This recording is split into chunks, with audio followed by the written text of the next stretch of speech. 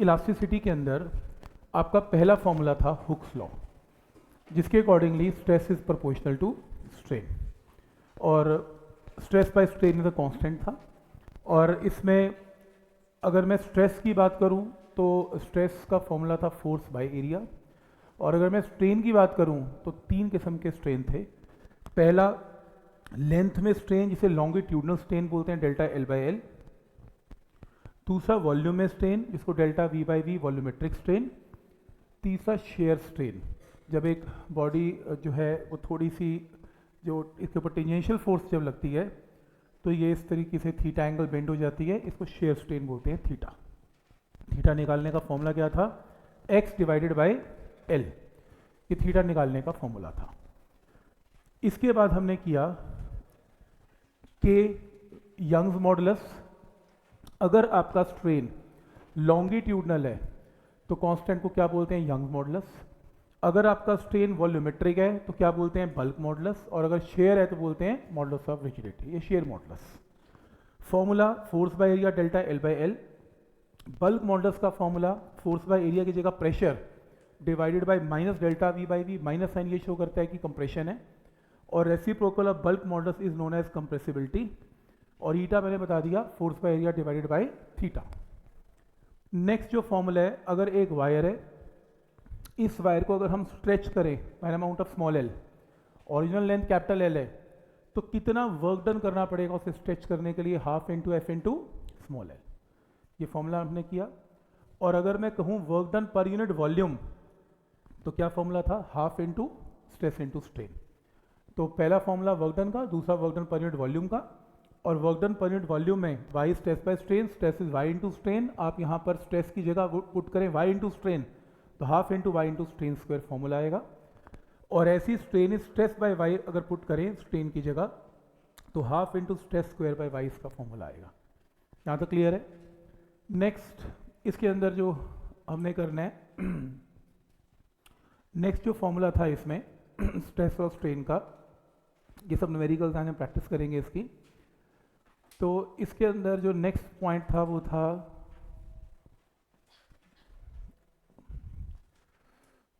ये रहा। अगर एक वायर, ऐसा क्वेश्चन आते हैं, अगर एक wire under its own wait, अपने ही भार से, अपने वेट से स्ट्रेच हो जाए, कोई मास नहीं लगाया मैंने, वायर का अपना वेट है जो इसे स्ट्रेच कर रहे हैं, तो यंग मॉडुलस में force by area delta L by L नहीं लेना, एल बाई 2 लेना है। और क्यों लेना है? क्योंकि सारा का सारा मास कहाँ पर पड़ा हुआ है? सेंटर ऑफ मास पे पड़ा हुआ है। तो ये इंपॉर्टेंट है।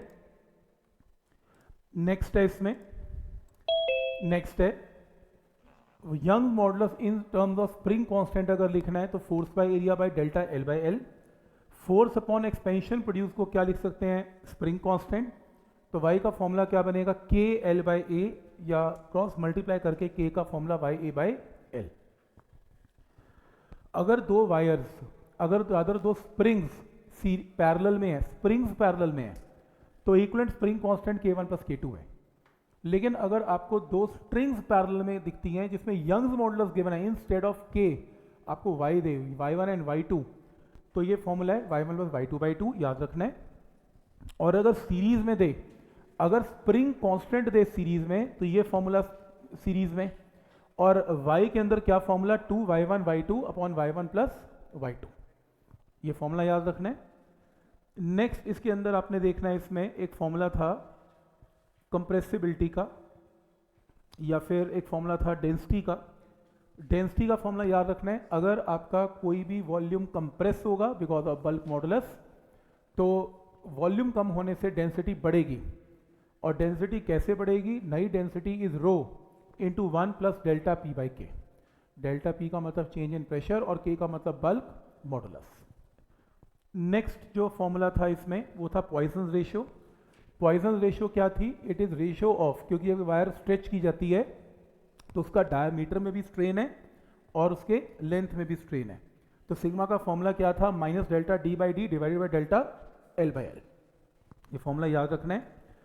अजीब लगेगा आपको सुन के, ये दो फॉर्मूले देख रहे हो, ये बहुत आते हैं, मतलब ये दो फॉर्मूले बहुत ज़्यादा आते हैं, याद करने पड़ेंगे। Young modulus, bulk modulus and sigma के अंदर क्या रिलेशन है? Poisson ratio. तो y के फॉर्मूले दोनों के दोनों याद रखने, हाईलाइट कर लो, इंपॉर्टेंट है। और इससे अगर इक्वेट करें, y और y को इक्वेट कर दें, इक्वेट करके सिग्मा निकाल लें, कैलकुलेट करके सिग्मा ही आएगा। मतलब अगर तुम्हें ये फॉर्मूला नहीं भी याद, वैसे भी पेपर में एज इट इज आया हुआ है, पर अगर तुम्हें नहीं भी याद, तुम ये 2 फॉर्मूले याद कर लो, इसके ऊपर पक्का क्वेश्चन आते हैं, इन दोनों को इक्वेट करके कुछ ना कुछ आएगा। ये 4 फॉर्मूला एक बार देख लो, इसमें से कुछ ना कुछ 2 बार आया हुआ है। ठीक, बस तो स्टार्ट करते हैं, अपना कॉपी पेंसिल ओपन करें। तो यहाँ से फटाफट से इसको करते जाते हैं सारे क्वेश्चन, हालांकि काफ़ी ने किए भी हुए हैं, तो देखते हैं उनका कितना टाइम बचता है और कितनी जल्दी वो अपना आंसर दे पाते हैं और कितना रिटेन है। ठीक, तो स्टार्ट करें। क्वेश्चन नंबर 1, असाइनमेंट आपके पास है। आज के असाइनमेंट के एंड वाले पोर्शन के अंदर ये असाइनमेंट्स लगी हुई हैं। स्टार्ट करें। क्वेश्चन नंबर 1 बताएं क्या आंसर मार्क करेंगे।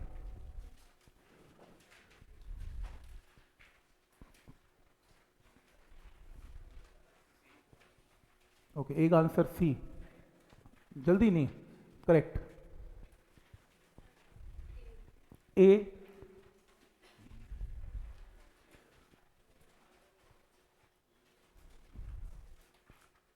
कितने लोग बोलते हैं ए और कितने लोग बोलते हैं सी? ए,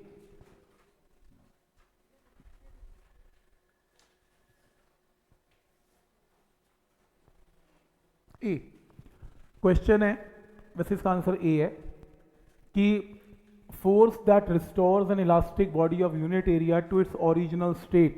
ऑब्वियसली वो स्ट्रेस है, एक ऐसी फोर्स जब लगती है और जब उसको हटाया जाता है तो बॉडी ओरिजिनल शेप एक्वायर कर लेती है। इस प्रॉपर्टी को क्या बोलते हैं? इसको स्ट्रेस बोलते हैं। और ऐसी बी ऑप्शन है कि two equal and opposite forces parallel to opposite faces. तो इसका आंसर तो हर हालत में शेयर मॉडुलस है, क्योंकि जब इक्वल एंड ऑपोजिट फेसेस पे जब ये फोर्स लगेगी, ये एक बॉडी को क्या करेगी? टेढ़ा कर देगी by an angle of theta, और इसमें शेयर स्ट्रेन डेवलप हो जाएगा थीटा। तो इसका आंसर ए मार्क करना, यहीं से पता लग रहा है आपका ए आंसर है। नहीं तो सी ऑप्शन भी देख लो और डी भी देख लो। तो डी ऑप्शन है two equal and opposite forces perpendicular to the opposite faces. जब भी फोर्स परपेंडिकुलर होगी तो उस केस में ये मान लो आपकी बॉडी है, परपेंडिकुलर टू दी फेस है, तो यहाँ कहीं ना कहीं लॉन्गिट्यूडनल स्ट्रेन होगा और यंग्स मॉडुलस की एप्लीकेशन है। क्वेश्चन नंबर 2 में answer,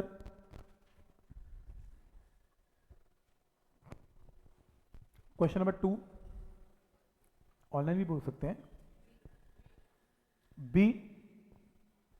B the property of a body by virtue of which it tends to regain its original shape when the external force is removed is known as elasticity। तो बिल्कुल सही है, elasticity property है, आप force लगाएंगे और body regain कर जाएगी शेप। और B restoring force depend upon the bonded interatomic and intermolecular force of solid. Obviously कहीं ना कहीं एटम और मॉलिक्यूल की फोर्सेज हैं जो बॉडी को क्या कर रही हैं? रिस्टोर कर रही हैं। अगर आप एटम को सेपरेट भी कर देते हो और दूर भी कर देते हो, वापस आ जाती हैं, तो कहीं ना कहीं ये फोर्सेज हैं जो वापस लेके आती हैं। तो सही है, ए भी सही है और आर भी सही है, और आर इसका करेक्ट एक्सप्लेनेशन भी है, तो बी ऑप्शन मार्क कर सकते हो। नेक्स्ट,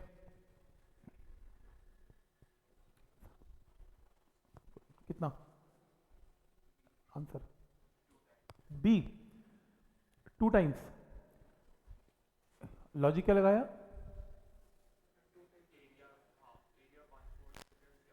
सेम क्या रहेगा? मटेरियल सेम है, तो यंग मॉडुलस की वैल्यू विल रिमेन सेम।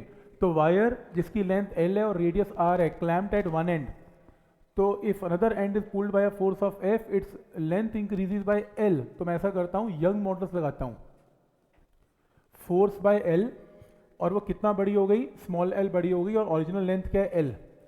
अगर वो कह रहा है कि radius of the wire, force by area sorry, अगर वो कह रहा है कि रेडियस ऑफ द वायर, इसको ऐसे कर लेते हैं, पाई r² लिख लेते हैं। ये फर्स्ट केस है। सेकंड केस में मटेरियल सेम है, सब कुछ सेम रहेगा।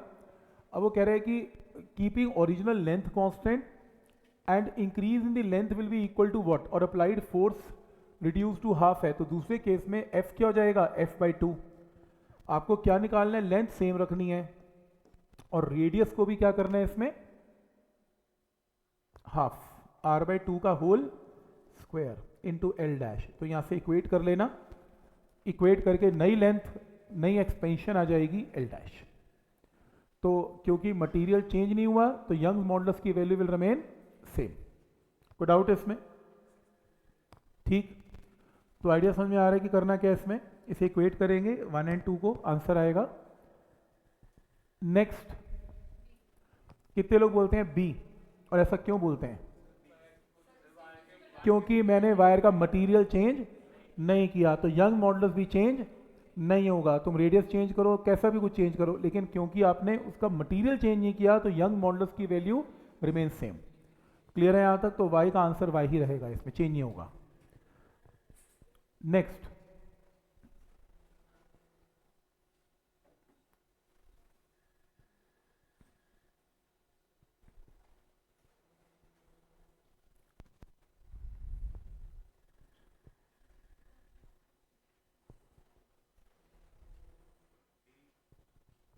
डी, डी की बी?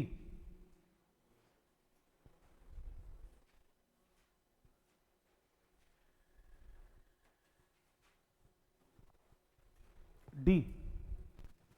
और कोई आंसर? अभी करना है ना, टाइम दे रहा हूं मैं करने के लिए, और जिन्होंने किया है फटाफट भी स्पीड दिखाओ ना। सी देखने और वेट करते हैं। सी, तो aluminium rod with Young's modulus given है, तो आपको इसमें y गिवन है, y की वैल्यू गिवन है, और आपको क्या गिवन है? इलास्टिक स्ट्रेन गिवन है। अब ये स्ट्रेन कौन सा है, कोई मुझे बताएगा? डेल्टा एल बाई एल है कि डेल्टा वी बाई वी है? स्ट्रेन दो किस्म के हो सकते हैं इसमें, आपने क्या लिया? डेल्टा। कैसे पता लगा तुम्हें? क्योंकि यंग्स मॉडुलस गिवन है, यंग मॉडुलस गिवन है और रॉड गिवन है। मेन है यंग मॉडुलस गिवन है, यंग मॉडुलस है तो ये डेल्टा एल बाई एल की वैल्यू होगी 0.04 डिवाइडेड बाय 100। तो क्या करें? एनर्जी पर यूनिट वॉल्यूम, देखो एनर्जी पर यूनिट वॉल्यूम या work done per unit volume same है। क्या फॉर्मूला करवाया था? Half into stress into strain, ऐसे। अब आपको इस क्वेश्चन में स्ट्रेस नहीं पता, पर आपको स्ट्रेन तो पता है, डेल्टा एल बाई एल, तो आपको स्ट्रेन की वैल्यू तो ऑलरेडी पता है। स्ट्रेस निकालने के लिए यंग मॉडुलस लगेगा, y is equal to stress divided by strain, क्योंकि स्ट्रेन तो आपको क्वेश्चन में ऑलरेडी गिवन है डेल्टा एल बाय एल, तो यहां से क्या जाएगा? स्ट्रेस। इस स्ट्रेस को यहां पुट करना और आंसर मार्क करना। बोलो क्या आ रहा है? सी आ रहा है, सी। राइट, क्लियर है यहां तक? तो इसको सॉल्व करेंगे तो सी आंसर आएगा।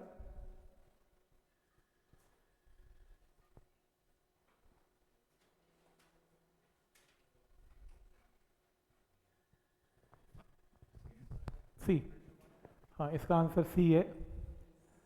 नेक्स्ट का 1:12, पर ऑप्शन नहीं है मेरे ख्याल से 1:2। अच्छा ऑप्शन है, चेक करें इसे। ये क्या कह रहे हैं? एज्यूम दी, निकालना क्या है? Young modulus of the material in the ratio. तो आपको y1 और y2 का रेशियो गिवन है, और साथ में क्या गिवन है? Area of cross section a1 और a2 का रेशियो भी गिवन है। Same amount of load F1 F2 की वैल्यू दोनों में सेम है। Amount of elongation produced in the wire A and B will be in the ratio of. Amount of elongation की ratio निकालनी है, डेल्टा L1 और delta L2 की ratio क्या होगी? क्या चीज सेम है? फोर्स सेम है, तो क्यों ना ऐसा करें, एक बार आप y1 का फॉर्मूला लिखें, एक बार आप y2 का फॉर्मूला लिखें। तो y1 का फॉर्मूला लिखेंगे तो फोर्स तो F सेम है, डिवाइडेड बाय एरिया A1, और capital L divided by capital L1। तो इसमें सेम अमाउंट ऑफ लोड है, और कैपिटल L की रेशियो क्या गिवन है? सेम है, सेम है, तो कैपिटल L सेम है, छोड़ देते हैं इसे। तो ये फर्स्ट इक्वेशन है, ऐसी सेकेंड इक्वेशन ले लेना, फोर्स डेल्टा L2 A2 और L, आप इन्हें डिवाइड कर लेना, F से F कैंसिल, और इसकी रेशियो यहाँ पे की हुई है। कितना आंसर है इसका? ए आंसर आ रहा है क्या? ए और बी का निकालना है, तो यहाँ से इसकी रेशियो निकाल लेना, क्योंकि आपको डेल्टा L की रेशियो निकालनी है। तो यंग मॉडुलस के फॉर्मूले में से डेल्टा L एक तरफ, बाकी टर्म्स एक तरफ, तो आप इन्हें डिवाइड करें। फोर्स की वैल्यू कैंसिल, वाई की रेशियो आपको पता है, लेंथ कैंसिल, एरिया की रेशियो आपको पता है। इन रेशियोज को पुट करके आंसर आएगा। समझ में आ रहा है यहाँ तक क्या करना है इसमें? कोई डाउट इसमें? वापस आपको यंग मॉडुलस की रेशियो पता है, एरिया की रेशियो पता है, लेंथ बराबर पता है। यंग्स का फॉर्मूला लगा के डेल्टा एल एक तरफ, बाकी टर्म्स एक तरफ। एक बार वायर नंबर ए के लिए लगाएं, एक बार वायर नंबर बी के लिए लगाएं डेल्टा एल, दोनों को डिवाइड करें। डिवाइड करके फोर्स से फोर्स तो हो गई कैंसिल, लेंथ से लेंथ भी हो गई कैंसिल, वाई और एरिया की रेशियो बताएं। कोई डाउट इसमें? ठीक है। क्वेश्चन नंबर ये करना, एट्थ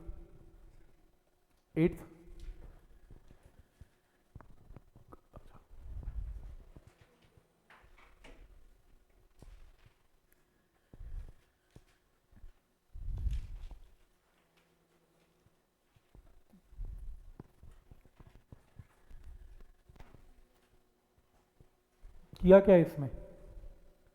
क्या किया जी में? क्या किया? जी बाय 4 कर दिया, जी बाय 4। तो young modulus of steel wire of length given and cross sectional area भी गिवन। तो एल पता है, एरिया पता है और वाई की वैल्यू पता है। Wire is suspended from it support to on a given planet, एक प्लैनेट के ऊपर इस वायर को टांग दिया। Block of mass 4 kg, 4 kilo का ब्लॉक है, attach to the free end of the wire, और एक्सलेशन ड्यू टू ग्रेविटी इस प्लैनेट की जी नहीं है, जी बाय 4 है। तो इलोंगेशन ऑफ द वायर क्या होगी? तो यंग्स का फॉर्मूला लगाओ और उसकी जगह एम जी पुट करो, क्रॉस मल्टीप्लाई करके डेल्टा एल करो। बस फर्क इतना है कि एम तो आपको पता है, जी की जगह क्या पुट करेंगे? जी बाय 4, 10/4। तो जी की जगह 10/4 पुट करो, वाई आपको पता है, लेंथ आपको पता है, यहाँ से आंसर आएगा। पॉइंट समझ में आ रहा है यहाँ तक? तो यंग मॉडुलस का फॉर्मूला लगाएं और यंग मॉडुलस के फॉर्मूले में डेल्टा एल एक तरफ, बाकी टर्म एक तरफ करके वैल्यूज को पुट करके आंसर आएगा। बस फर्क इतना है कि जी में यहाँ पर 9.8 या 10 मत पुट करना, 10/4 पुट करना, आपका आंसर आएगा। क्लियर है यहाँ तक? ठीक है। कितना?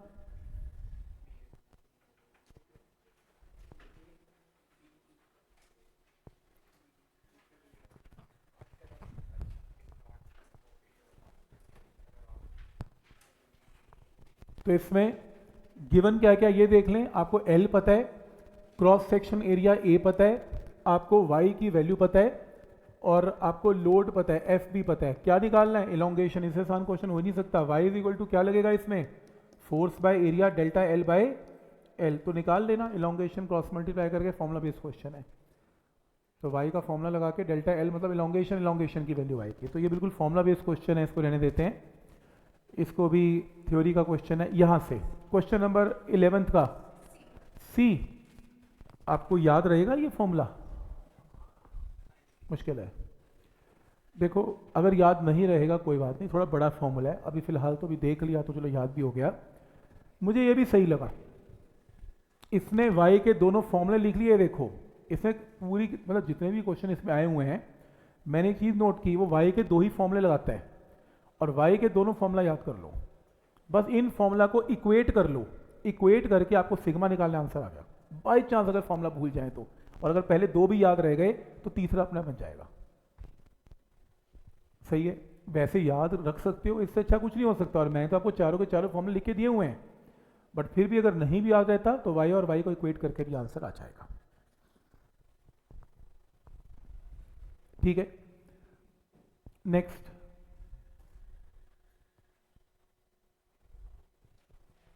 ये सिंपल सेम वही पैसे ही क्वेश्चन है, इसको करने की जरूरत नहीं है। इसको क्वेश्चन को करो, हाँ ये करो 14th।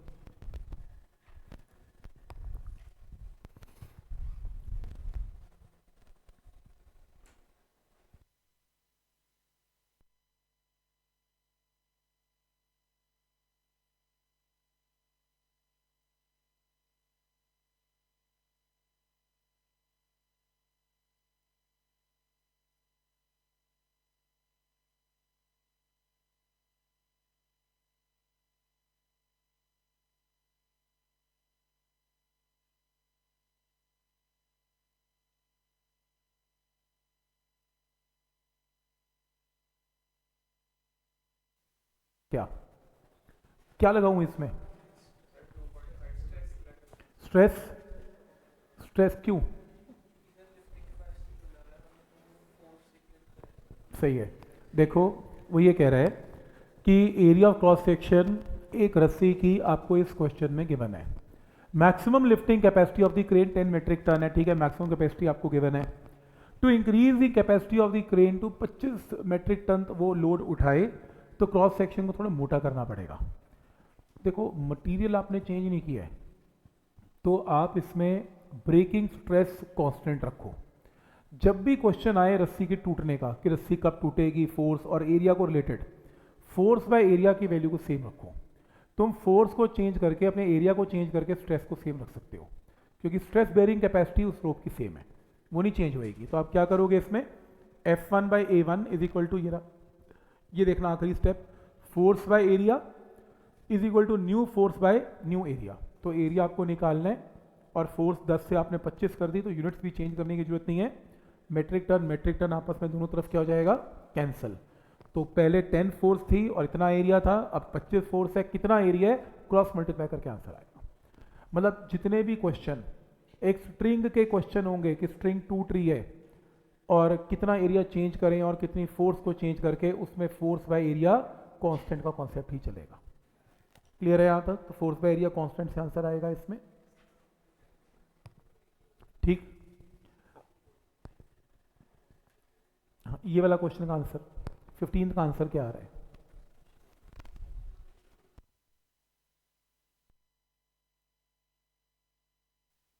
तीन का आंसर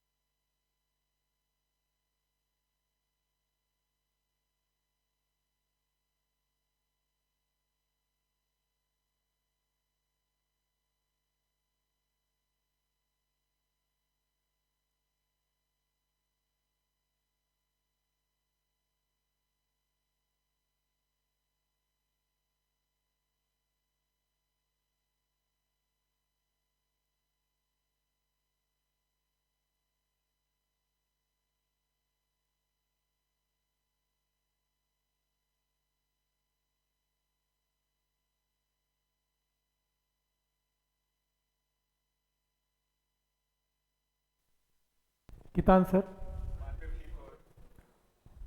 कैसे किया?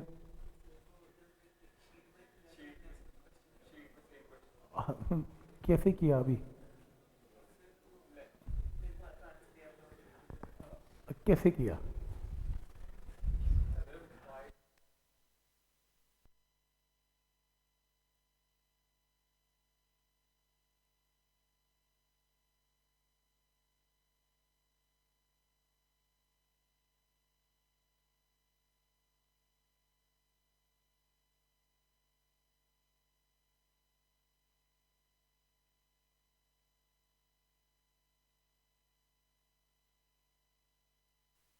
में स्टील वायर है जिसकी लेंथ आपको गिवन है, यंग मॉडल्स भी गिवन है, और कॉपर वायर है जिसकी लेंथ और यंग मॉडल्स भी गिवन है। तो इस क्वेश्चन में आपको स्टील का यंग मॉडल्स गिवन है, आपको स्टील की लेंथ पता है, आपको इसमें और बोथ रेडियस की वैल्यू भी स्टील का पता है, और आपको ऐसी यंग मॉडल्स कॉपर का पता है, आपको इसमें लेंथ ऑफ कॉपर भी पता है, और आपको रेडियस ऑफ कॉपर भी सेम पता है।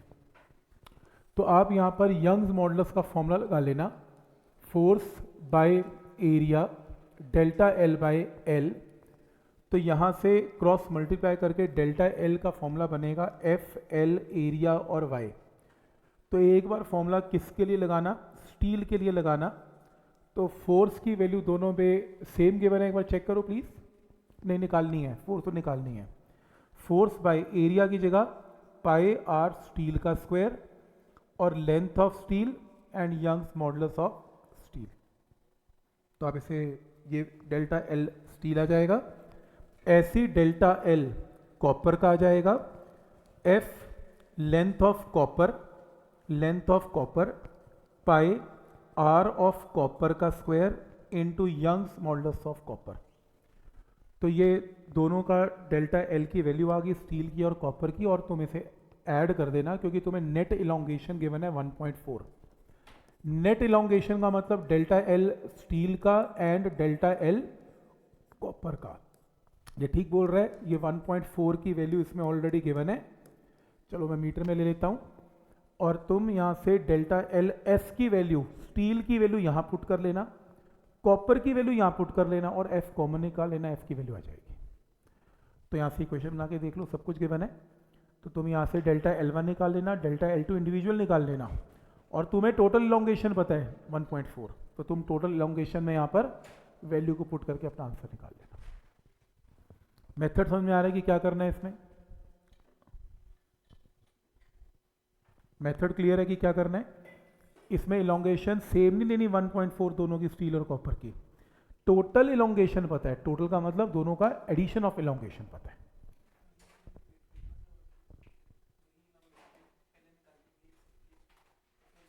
मैंने वही किया, पहले अलग अलग निकाल ली, पुट कर दी, और टोटल 1.4 सही है। निकालनी है फोर्स, हाँ सेम लगेगी इसमें।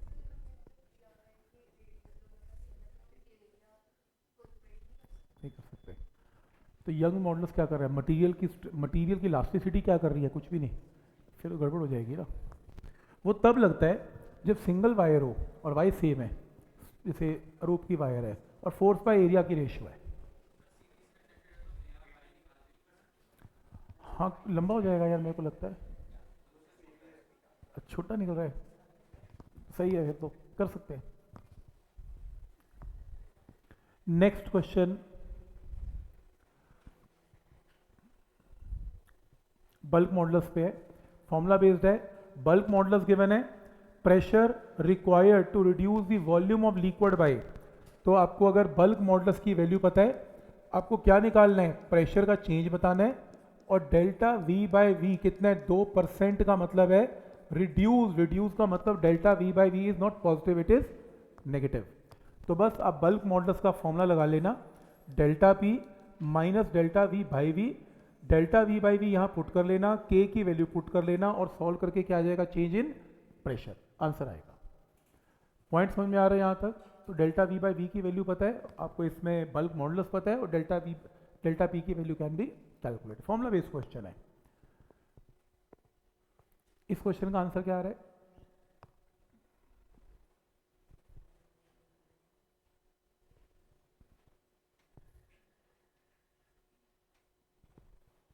क्या चीज सेम रखें? यंग मॉडल्स, क्योंकि वायर हमने चेंज नहीं की।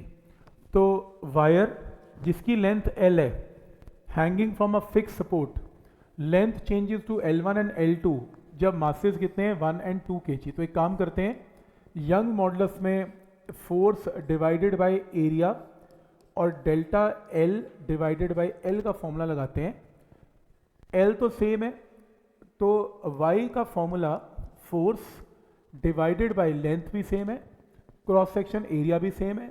डेल्टा L1 क्या, नई लेंथ L1 है, पुरानी L है, इक्वेशन नंबर 1। फिर सेकेंड केस में फोर्स बाय एरिया, नई लेंथ L2 है और पुरानी L है, इंटू L, लेकिन फोर्स की वैल्यू पहले 1 kg है, 1 kg का मतलब 1g। दूसरे केस में 2 kg है। इक्वेशन नंबर 1 और 2 को इक्वेट कर लेना और निकाल के देख लो, इसमें L की वैल्यू आ जाएगी। एक में फोर्स 1g है, एक में फोर्स 2g है, इक्वेट करो और आंसर निकाल लो।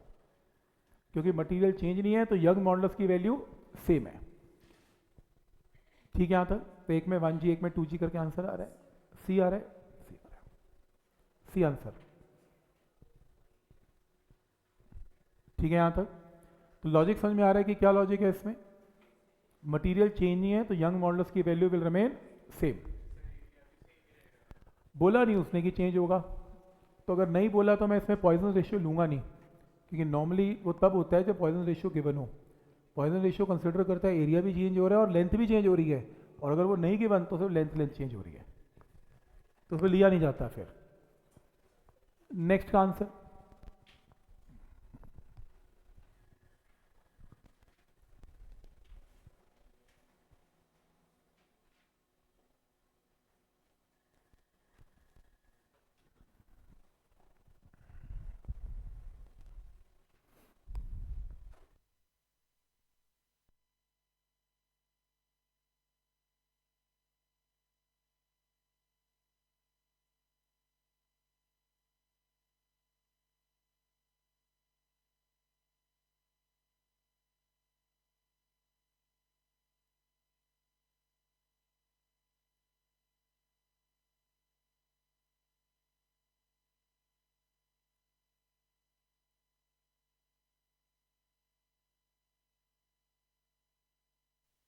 इसमें पहले टेंशन, और फिर stress is equal to force by area, force की जगह टेंशन, टेंशन क्या आ रही है?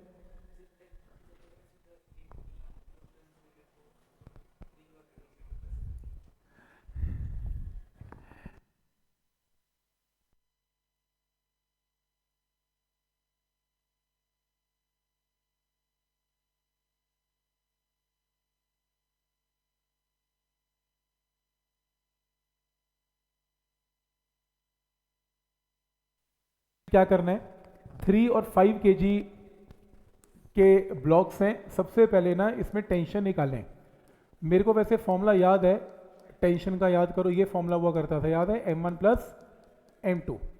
आपको मासेस लॉज ऑफ मोशन में किया था हमने पुली सिस्टम।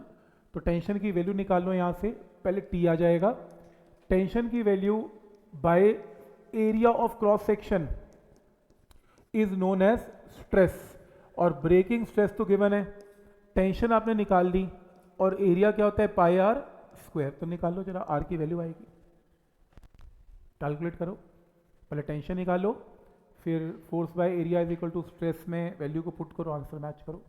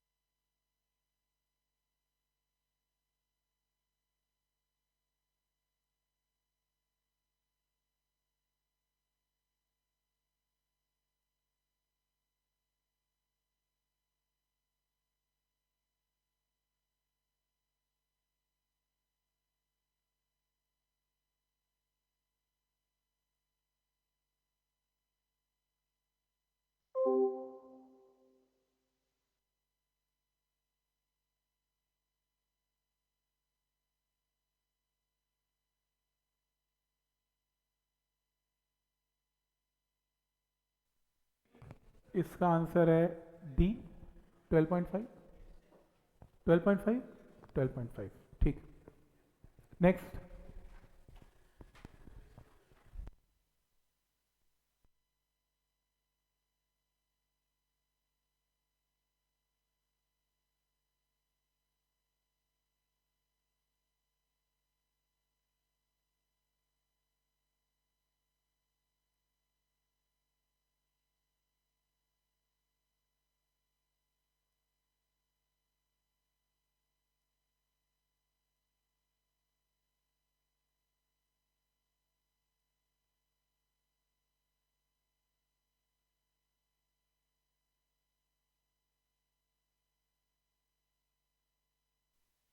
बाय 2 याद आ रहा है, ऐसा क्यों, क्या ऐसा लिखा हुआ है कि, लिखा क्या है ऐसा, लिखा तो है नहीं, ओन वेट, ओन वेट, तो लिखा इसमें कोई तो ऐसा वर्ड होगा ना जो बता रहा है कि इसमें लगेगा क्या, और वो क्या है, ओन वेट। आज हमने शॉर्टकट किया था कि अगर ओन वेट है तो यंग्स मॉडल्स का formula force by area delta L by L नहीं लेना, क्या लेना है, एल बाय 2 लेना है बस।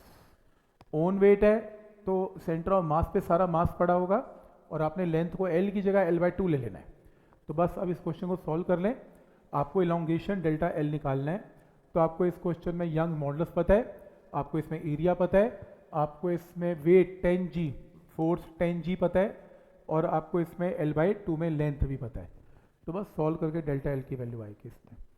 पॉइंट समझ में आ रहा है सबको कि क्या लॉजिक है इसमें?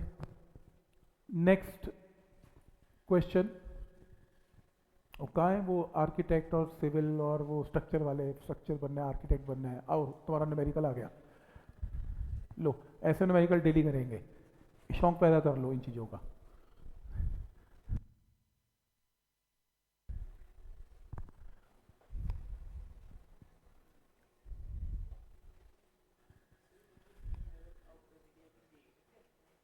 Inner,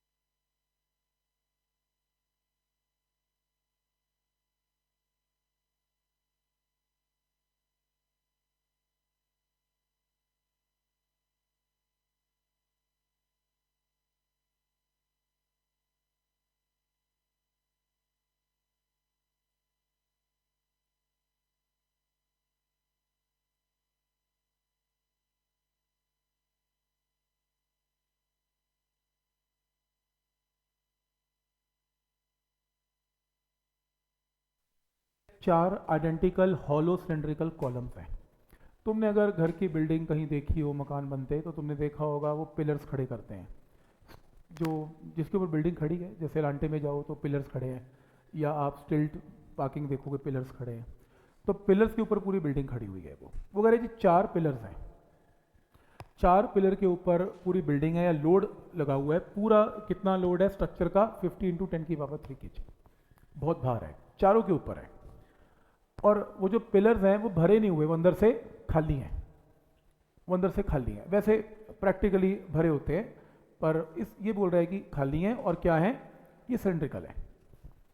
inner and outer radii of each column is given. ठीक है, आउटर भी है और इनर भी है, तो अंदर से खाली है। तो आउटर, जब मैं क्रॉस सेक्शन एरिया लूंगा तो मैं outer area minus inner area लूंगा, तो क्रॉस सेक्शन एरिया। ठीक। पॉइंट नंबर 1 मुझे ये बताओ कि यूनिफॉर्म लोकल डिस्ट्रीब्यूशन है, मास बराबर डिस्ट्रीब्यूटेड है चारों पिलर्स के ऊपर। तो ये बताओ कि compression strain of each column क्या है, मतलब वो स्ट्रेन की वैल्यू क्या होगी एक पिलर की। ये बताओ कौन सा स्ट्रेन निकाल लूँ, वॉल्यूमेट्रिक या लेंथ वाला, लॉन्गिट्यूड? कैसे पता? यंग मॉडुलस पता है। तो कुछ ऐसा और है, ये अर्थ है, ये पिलर है और ये बिल्डिंग है, ये दब रहा है। जब ये दब रहा है इसकी लेंथ छोटी हो सकती है, दबने से कंप्रेस हो गया ये पिलर। तो हाँ, कई लोग कहते हैं सर वॉल्यूम में चेंज आ सकता है, पूरा वॉल्यूम है, पर क्योंकि इसमें वाई गिवन है तो हम लोग इसमें डेल्टा L/L निकाल लेंगे। इसके अंदर कॉन्सेप्ट ये यूज करना है जब आप इसे सॉल्व करेंगे। यंग मॉडुलस चार पिलर का लगेगा नहीं, एक एक करके लगेगा। और वैसे भी ईच कॉलम बोला है उसने, तो यंग मॉडुलस का formula force divided by area. Area में क्या पुट करेंगे? Force divided by area delta L divided by L। ये तो देखो मुझे निकालना है। ठीक, तो आपको कंप्रेशन स्ट्रेन निकालना है, रादर मुझे डेल्टा L/L की रेशियो ही निकालनी है, ये निकालना है। एरिया में पुट करेंगे outer area minus inner area. और फोर्स की जगह क्या पुट करेंगे? इसका मास कितना है? m × g, मास तो पता ही आपको। आगे डिवाइड बाय 4, क्योंकि एक पिलर के ऊपर सारा भार नहीं है, इसके ऊपर क्या है? mg/4। चार डिवाइडेड है, पूरा का पूरा लोड चार पिलर्स पे डिवाइडेड है, तो अपने को mg नहीं लेना, mg/4 लेना है। क्या स्टेप यहाँ तक क्लियर है? बस अब क्वेश्चन सॉल्व कर लेना। यहाँ से डेल्टा L/L की रेशियो निकालनी है। आपको y पता है, आपको इसमें f पता लग गया, आपको इसमें एरिया पता लग गया, आंसर। स्टेप समझ में आ रहा है कि क्या लॉजिक है इस क्वेश्चन का, कि कौन सा एरिया लेना है और वेट कैसे डिवाइड करना है। ठीक, तो बिल्डिंग बनाएंगे तो फिर पिलर्स काउंट कर लेना और ऐसे ऐसे करके वेट को डिवाइड भी कर लेना। ठीक, तो लोड पता लगेगा कितना लोड है। नेक्स्ट है, इसका आंसर वैसे कितना है? इसका आंसर बी है, बी है भाई, बी। ये क्वेश्चन तो नहीं, मैं इसका पूछ रहा था, ये तुमने किया हुआ है, ये तो एनसीईआरटी की प्रॉब्लम थी, दोनों तो एनसीईआरटी की प्रॉब्लम था कुछ। इसका आंसर किया हुआ है, सीरीज एंड पैरेलल वाला क्वेश्चन है। ए फॉर्मूला बेस्ड अभी किया था, लो फिर से आ गया। इसका आंसर मार्क करना। फॉर्मूले यंग मॉडल्स के भी बोले थे याद करने को, फिर आ गया।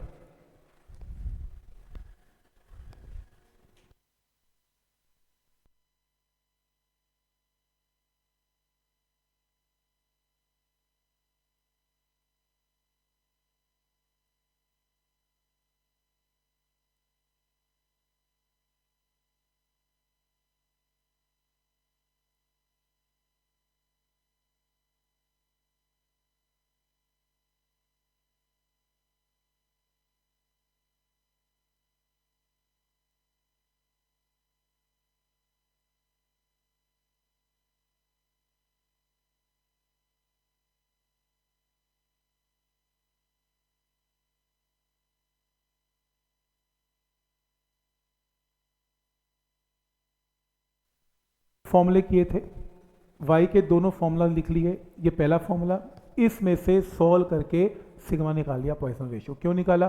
कि ऑप्शन में सिग्मा चाहिए ही नहीं। फिर दूसरा फॉर्मूला लिखा, दूसरे फॉर्मूले से भी सिग्मा निकाल लिया। फिर सिग्मा सिग्मा को इक्वेट कर लिया, इक्वेट करके निकाल देना के की वैल्यू आ गई। अब ये तो गलत बात है ना, जो बंदा पूरा 2 साल पढ़ के गया और उसको ये गंदा सा फॉर्मूला याद ना हो, वो क्या करे?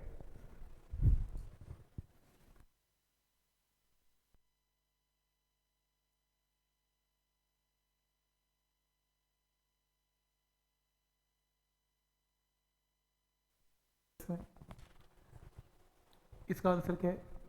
बी। किया हुआ है, किया हुआ है। चेंज इन डेंसिटी का फॉर्मूला, जब हम बल्क मॉडल सप्लाई करते हैं यूनिफॉर्मली किसी सरफेस पे, तो उसकी डेंसिटी चेंज होती है। और डेंसिटी कैसे चेंज होती है, मैंने आपको फॉर्मूला लिखवाया भी था, अभी बताया भी था। क्या फॉर्मूला था? रो डैश रो 1 प्लस डेल्टा पी या P, delta P divided by के। तो यहाँ से निकाल लेना रो डैश माइनस रो की वैल्यू निकालनी है आपको, इंक्रीज इन डेंसिटी। ओके, यहाँ ओपन करके निकाल लेना, पता लग ही रहा है, रो इंटू पी बाई के आंसर है। रो डैश माइनस रो का फॉर्मूला, फॉर्मूला बेस्ड क्वेश्चन है तो कोई दिक्कत नहीं है। इसका आंसर 28 का।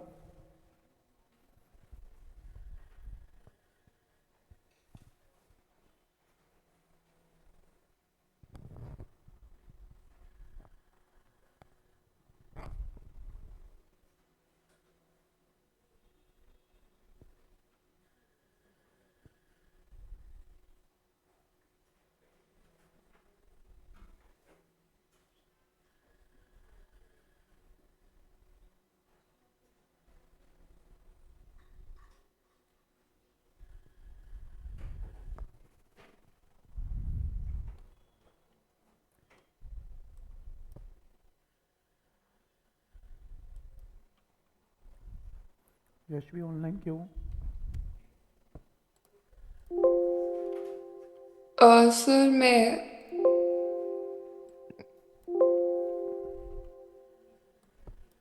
आवाज नहीं आई।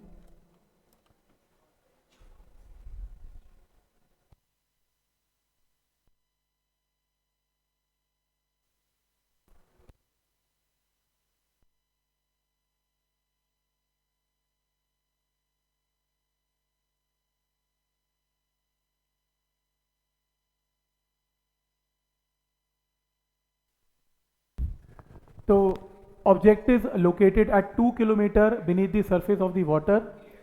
If the fractional compression is given, delta V by V given है, hydraulic stress to the corresponding hydraulic strain। भाई hydraulic stress क्या है?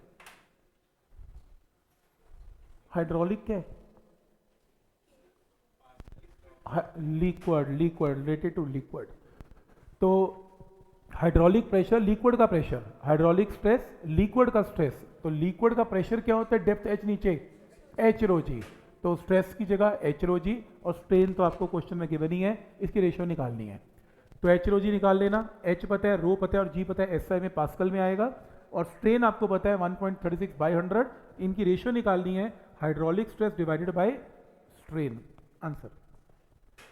पॉइंट क्लियर है यहाँ तक? बस फॉर्मूला समझ में आ रहा है, हाइड्रोलिक स्ट्रेस में क्या पुट करना है? H rho G.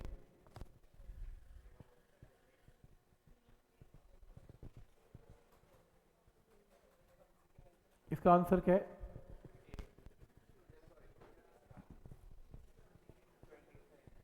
तो क्वेश्चन चेंज कर दिया।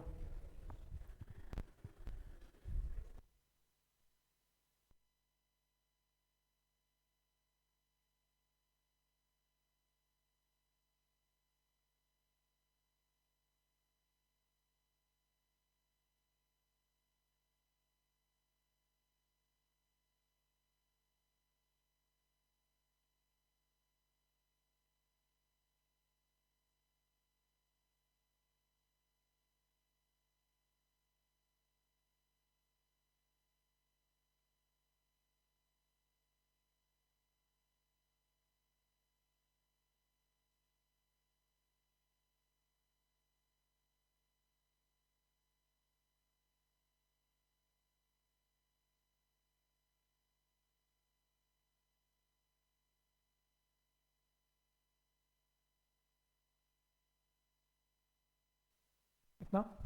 ए, two steel wires having same length, L same है, suspended from ceiling, same load, F भी सेम है। If the ratio of their energy stored per unit volume, तो energy stored per unit volume का formula क्या था?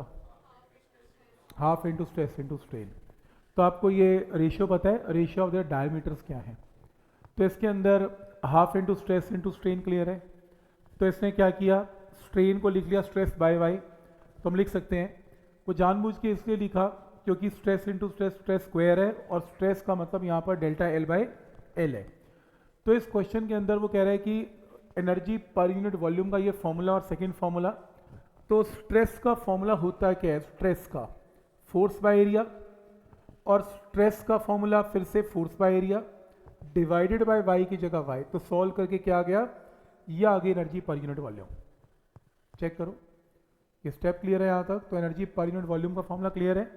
तो पहले आपने ये फॉर्मूला लिखा, stress is force by area, stress is again force by area. तो ये टर्म आ गई, energy per unit volume inversely proportional to area square, और area pi into diameter square होता है या पाई इंटू रेडियस स्क्वायर होता है, और रेज़ टू पावर क्या बन गया, 4। अगर ध्यान से करना, रेज़ टू पावर 4 में रिलेशन चलेगा, 2 में नहीं चलेगा। क्लियर है यहाँ तक? तो बस ठीक है, यहाँ से inversely proportional diameter raise to power 4। तुम एनर्जी डेंसिटी की रेशियो पता है, एनर्जी अपॉन वॉल्यूम की रेशियो उस क्वेश्चन में पता है, तो यहाँ से डी की रेशियो आ जाएगी आंसर आगे। तो आपको इसके अंदर फोर्थ रूट लेना पड़ेगा, ये इंपॉर्टेंट है, फोर्थ रूट। ठीक है, तो ये स्क्वायर रूट नहीं है, ये फोर्थ रूट होगा। क्यों होगा? क्योंकि यहाँ पर एरिया का क्या बन गया, स्क्वायर। ठीक है, लग नहीं रहा था, लग ये रहा था कि stress by area, stress is force by area एक बार यूज होगा, पर यहाँ पर 2 बार यूज होगा, क्योंकि आपको स्ट्रेन वैल्यू नहीं गिवन। तो स्ट्रेन को आपको सिर्फ स्ट्रेस की फॉर्म में लिखना है, तो स्ट्रेस का स्क्वायर आएगा, जिस वजह से एरिया का स्क्वायर आएगा, और डायमीटर रेज़ टू पावर 4 आएगा। पॉइंट समझ में आ रहा है यहाँ तक? ठीक। तो 30th क्वेश्चन के बाद next 31।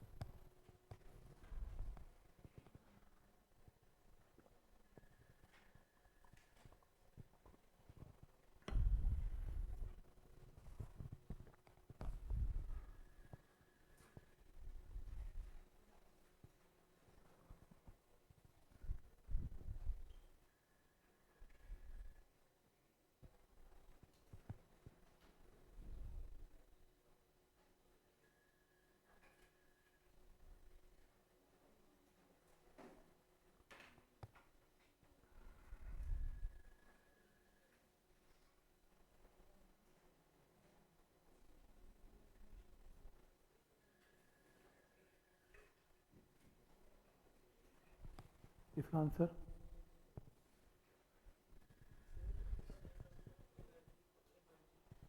Half M square. Energy stored in a string, हाँ, और एनर्जी स्टोर्ड इन स्ट्रिंग क्या होती है, half into F into delta L. सही आंसर है।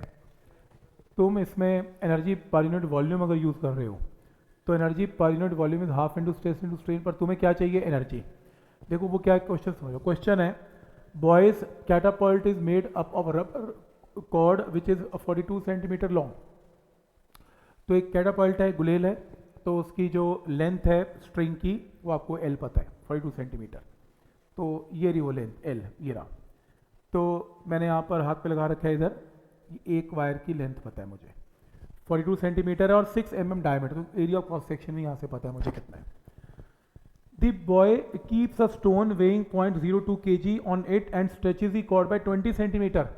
तो कह रहा है कि उसने इसको खींचा 20 सेंटीमीटर इज डेल्टा एल, क्योंकि वायर को खींच दिया बाय डेल्टा एल, तो 20 सेंटीमीटर इज डेल्टा एल, जो कि मुझे गिवन है। अब खींच के पत्थर को पकड़ लिया और छोड़ दिया, जैसे ही छोड़ा वो पत्थर चल पड़ा with a velocity of 20 metres per second. इसका मतलब उस स्टोन के पास क्या थी? Kinetic energy.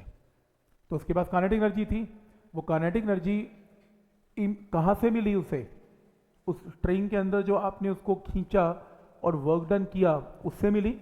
तो जो भी स्ट्रिंग के अंदर एनर्जी स्टोर हुई आपके खींचने की वजह से, जो आपने वर्क डन किया, और जैसे छोड़ा वो आपकी एनर्जी किसे मिल गई? स्टोन को मिल गई in the form of kinetic energy half mv²। तो अगर आप मुझे स्ट्रिंग के अंदर एनर्जी स्टोर निकाल दें, मैं उसको हाफ mv² से इक्वेट कर लूँ और वहाँ से जो निकालना है मेरा आंसर आएगा। तो लॉजिक समझ में आ रहा है? और मुझे गिवन क्या है? मुझे लेंथ ऑफ द वायर पता है, मुझे एरिया ऑफ क्रॉस सेक्शन पता है, मुझे डेल्टा एल पता है, मुझे मास पता है, वेलोसिटी पता है, और यंग मॉडुलस मुझे निकालना है। तो rule half mv² is equal to energy stored. Energy stored में half into stress into strain लगा सकते हो, half into Y into strain square लगा सकते हो, पर ये formula energy per unit volume का है, इसने फिर वॉल्यूम से भी क्या किया? मल्टीप्लाई। अब मत करो, आप half into F into change in length निकाल लो तो भी चलेगा, मर्जी। आप half into stress into strain लगा लो तो भी चलेगा। बस प्रॉब्लम ये है कि आपको स्ट्रेस की वैल्यू नहीं पता होगी, तो आपको स्ट्रेन की फॉर्म में कन्वर्ट करना ही पड़ेगा, जिस वजह से ये फॉर्मूला तो एप्लीकेबल है। तो हाफ mv² इक्वल टू इसके इक्वल आ गया। इसके अंदर mv², यहाँ पर स्ट्रेन का मतलब डेल्टा एल बाई एल, और क्रॉस मल्टीप्लाई, हाफ से हाफ तो कैंसिल ही हो गया, क्रॉस मल्टीप्लाई करके वाई आ गया। आपको मास ऑफ स्टोन पता है, आपको वेलोसिटी ऑफ स्टोन पता है, आपको डेल्टा एल 20 सेंटीमीटर पता है, ओरिजिनल लेंथ आपको 42 पता है, और वॉल्यूम क्या है? ये एक सिलिंड्रिकल स्ट्रिंग है, सिलिंड्रिकल वायर की तरह। Pi R square H, pi R square H का मतलब लेंथ ऑफ दी वायर, और लेंथ कितनी गिवन है? ओरिजिनल आपको 42, वही यहाँ पुट करनी है। तो पाई आर स्क्वायर एच से इसकी वॉल्यूम निकाल के यहाँ पर पुट करके आंसर आएगा। मेथड समझ में आ रहा है किसको किसके साथ इक्वेट करना है? ये इंपॉर्टेंट है। कोई डाउट इसमें? ठीक है, 2 बार आया ये क्वेश्चन, एक इंटीजर टाइप में मिलेगा स्टेटमेंट चेंज करके, और एक ऐसा है। पॉइंट समझ में आ रहा है?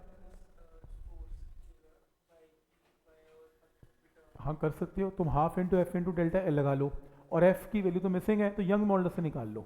एक वो फॉर्मूला तो वही बनना है अल्टीमेटली, घुमा फिरा के बाद कोई मर्जी फॉर्मूला लगा लो, एनर्जी पर यूनिट वॉल्यूम का लगा लो, एनर्जी का लगा लो, जो मर्जी लगा लो, आपका आंसर सेम ही बनेगा। ठीक है,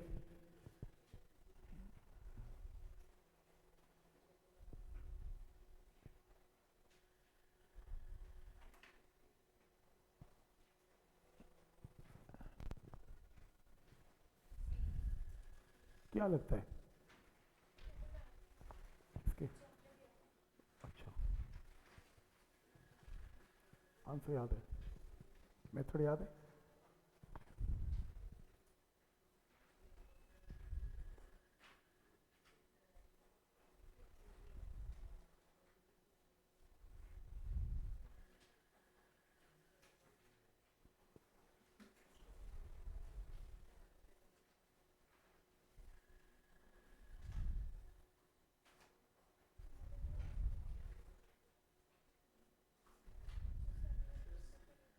सी, आंसर याद है कि मेथड याद है?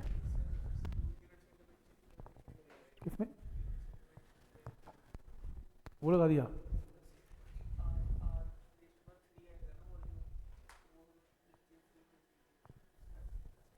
तो तुमने 3 देख लिया, वो तो बी ऑप्शन में भी है। अच्छा यार, अब ये कैसे जस्टिफाई करें? देखो, इसमें दो मिनट का काम है, हमने किया था शायद ये क्वेश्चन। वो कह रहा है कि एक सॉलिड स्फीयर है जिसका रेडियस आर है, ये रहा रेडियस आर है और ये बल्क मॉडुलस इसका के है। कह रहे हैं इसके अंदर एक सिलेंडर के अंदर पड़ा हुआ है और एक लिक्विड भी इसके आसपास सराउंडिंग है कुछ इस तरीके से। इस पिस्टन के ऊपर आपने मास लगा दिया m, तो वो कह रहे हैं m मास लगा दिया और एक पिस्टन ने इसको दबा दिया। तो fractional decrement in the radius of the sphere क्या है, dr/r की वैल्यू क्या है, ये क्वेश्चन है। मेरे को तो इतना पता है बल्क मॉडुलस की अगर एप्लीकेशन है तो बल्क मॉडुलस क्या है, pressure divided by delta v by v, मेरे को इतना पता है। ठीक, प्रॉब्लम क्या है, delta v by v requirement नहीं है, delta r by r requirement है। अपने को डेल्टा r बाई आर निकालना है और प्रेशर है क्या, फोर्स। फोर्स क्या है इसकी, इसका weight mg divided by area, और एरिया स्मॉल a है, स्मॉल a गिवन है वो रहा, small a of area small a। अब यहाँ पे मुझे चाहिए डेल्टा r बाई आर। एक काम करते हैं, वॉल्यूम क्या होता है स्फीयर का, 4/3 pi R cube, pi R cube. Error का रूल लगा दो, delta v by V 3 into delta are by, बस ये यहाँ पुट कर दो, ये पुट करके डेल्टा आर बाई आर की टर्म में आ गया। अब क्रॉस मल्टीप्लाई करके निकालना है कि आपको डेल्टा आर बाई आर निकालने आंसर आ जाएगा। सही है, ऐसे किया है। समझ में आ रहा है यहाँ तक कि क्या करना है इसमें। तो आप बल्क मॉडल्स के फॉर्मूले में डेल्टा v बाई वी की जगह delta are by r put करोगे, आपका आंसर आ जाएगा। मतलब डेल्टा v बाई वी को रिप्लेस करके आप कन्वर्ट करके 3 into delta are by r put कर लो, आंसर आएगा। समझ में आ रहा है यहाँ तक क्या क्वेश्चन है। कभी भी वॉल्यूम से रेडियस में जाना हो तो यही तरीका है, और बहुत सारे प्रॉब्लम में ऐसा ये करवाया गया है इसमें।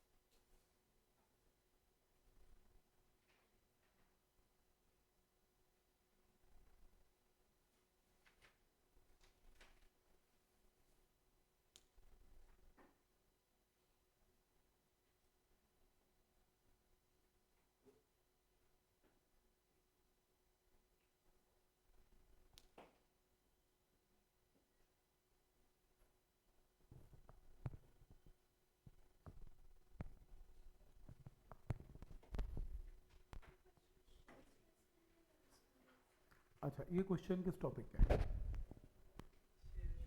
शेयर का। कैसे पता लगा कि शेयर का है, क्योंकि टेंजेंशियल फोर्स है, वो आप खुद निकाल लेंगे ना, यही तो क्वेश्चन है। वो थीटा भी देगा तो फिर पूछेगा क्या, ठीक है, यही तो देगा। देखो इसके अंदर वो कह रहा है कि दो फोर्सेस हैं और ये टेंजेंशियल फोर्स है, छत पे लग रही है और फ्लोर पे लग रही है। तो ये क्या कर देगी, इसको टेढ़ा कर देगी। कैसे टेढ़ा कर देगी, एक क्यूब है जिसकी साइड 10 सेंटीमीटर है और आपने इसके ऊपर फोर्स लगाई 10 की पावर 5 न्यूटन फोर्स लगाई, तो ये टेढ़ा हो गया, इस ऐसे हो गया। तो अगर मैं इसका यहाँ पे डायग्राम बनाऊँ तो ऐसा हो गया, और कितना शिफ्ट हो गया, 0.5 सेंटीमीटर शिफ्ट हो गया, पैरेलल टू इटसेल्फ, पैरेलल। और ये कितना है, ये 10 है, आ गया ना थीटा। कैसे थीटा आया, थीटा एंगल छोटा है तो टैन थीटा को क्या लिखेंगे, दिस अपॉन दिस। इसको याद करो, हम डेल्टा एक्स लिखते थे, इसको एल लिखते थे, और याद करो हमने थ्योरी में किया था टैन थीटा क्या होता था, डेल्टा एक्स बाय एल। और एंगल छोटे हैं तो आप इसको क्या लिखते थे, डेल्टा एक्स बाय एल। तो पॉइंट समझ में आ रहे हैं यहाँ तक? तो इस टाइप से क्वेश्चन करेंगे। अब प्रॉब्लम क्या है? प्रॉब्लम ये है, कह रहा है अगर मैंने इतनी फोर्स लगाई तो ये 10 सेंटीमीटर का अगर मान लो क्यूब है तो ये 0.5 सेंटीमीटर राइट चला गया। अगर मैं इस क्यूब को इंस्टेड ऑफ टेकिंग 10 सेंटीमीटर मैं इसको 20 सेंटीमीटर लूँ साइड, तो बताओ वो कितना शिफ्ट हो जाता है, डिस्प्लेस हो जाता है? ये क्वेश्चन है। ठीक, तो कितना आंसर है? ए। कैसे? ये देखो, ये कुछ इस तरीके से किया है। मान लो आपका कोई भी क्यूब एल लेंथ का और डेल्टा एक्स डिस्प्लेस हो गया। शेयर क्या होता है, मॉडुलस क्या होता है? Force by area upon theta. याद करो, F by area by theta shear strain. और थीटा क्या हुआ करता था? डेल्टा एक्स बाय एल, बताया था delta x by L. Tan theta की जगह ले लिया करो, थीटा की जगह पुट करो डेल्टा एक्स बाय एल, तो ये फॉर्मूला बन गया। दो केस बनाओ। पहला केस, ईटा दोनों में सेम रहेगा क्योंकि मटेरियल सेम है, मटेरियल चेंज ही नहीं हुआ, क्यूब तो उसी मटेरियल का बना हुआ है, तो ईटा सेम है। तो फोर्स दोनों में सेम लगी। लेंथ पहले केस में 10 है और दूसरे केस में 20 है। एरिया, एरिया क्या लेते हैं? क्यूब का साइड का एरिया लेते हैं। इसमें साइड का एरिया क्या है? 10 स्क्वायर, और दूसरे केस में कितना है? 20 स्क्वायर। डेल्टा एक्स की वैल्यू पहले केस में कितनी है? 0.5, दूसरे में निकालनी है। ईटा ईटा सेम है, इक्वेट कर लो आंसर। मटेरियल तो सेम ही है, तो आप इस तरीके से इस फॉर्मूले को लगाएंगे, आंसर आएगा। ठीक, तो शेयर स्ट्रेन का ये न्यूमेरिकल आ जाता होता है इस टाइप से। तरीका एक ही है, टैन थीटा थीटा को delta x by L put करके आंसर आएगा।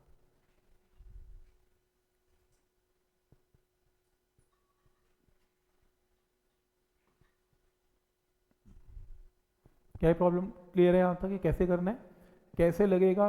ये मॉडल्स ऑफ रिजिडिटी या शेयर मॉडल समझ में आ रहा है? स्टैंडर्ड प्रॉब्लम है शेयर मॉडल्स की, हमेशा ऐसी लगती है। ठीक है,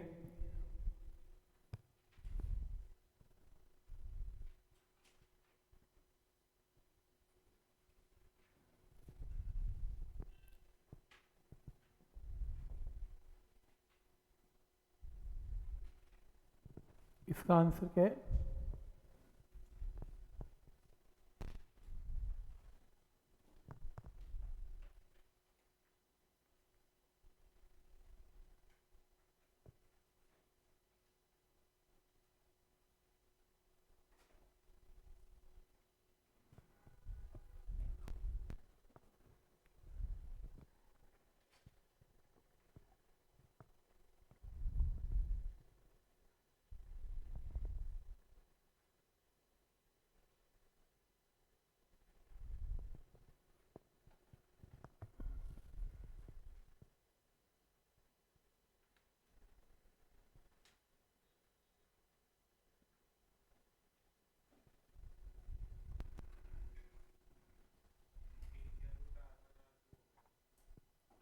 √A1A2 कॉनिकल वायर है ना, शॉर्टकट कराया था √A1A2 ज्योमेट्रिक मीन वाला। तो मैंने ये कराया था, इसके अंदर कॉन्सेप्ट याद रख लो। अगर आपके देखो जो नॉर्मल क्वेश्चंस हैं वो सिलेंड्रिकल वायर पे लगती हैं और area of cross section same होता है। इसके अंदर इसका रेडियस R1 है, इसका रेडियस R2 है, इसका एरिया A1 है, इसका एरिया A2 है। जब आप इसे खींचेंगे और यंग्स मॉडुलस का फॉर्मूला लगाएंगे, force by area delta L by L, मान लो एल इज दी वायर की लेंथ, तो एरिया पुट करने में प्रॉब्लम आएगी, समझ में नहीं आएगा ये एरिया पुट करें या एरिया पुट करें। तो शॉर्टकट क्या था? इसका ज्योमेट्रिक मीन पुट करते हैं। अब करें क्वेश्चन सॉल्व। तो एरिया की जगह √A1A2 यानी कि पाई R1 square pi R2 square का अंडर रूट पुट करें। सी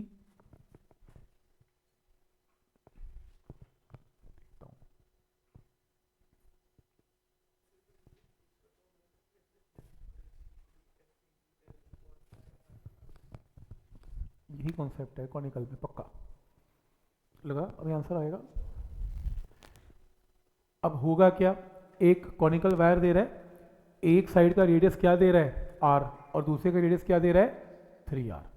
R और 3R दे रहा है, तो एरिया तो निकाल ही लोगे। A1A2 में पाई R square pi 3R square put करके ए यहाँ से वैल्यू आएगी। एक काम करो, तुम यहाँ से डेल्टा L निकाल लो, डेल्टा निकालो। उसने डेल्टा L नहीं पूछा, उसने लॉन्गेशन नहीं पूछी, उसने क्या पूछा है कि the extended length of this wire, extended का मतलब नई लेंथ, खिंची हुई लेंथ कितनी है, तो L plus delta L answer है। डेल्टा L को यहां पुट करो, आंसर आएगा।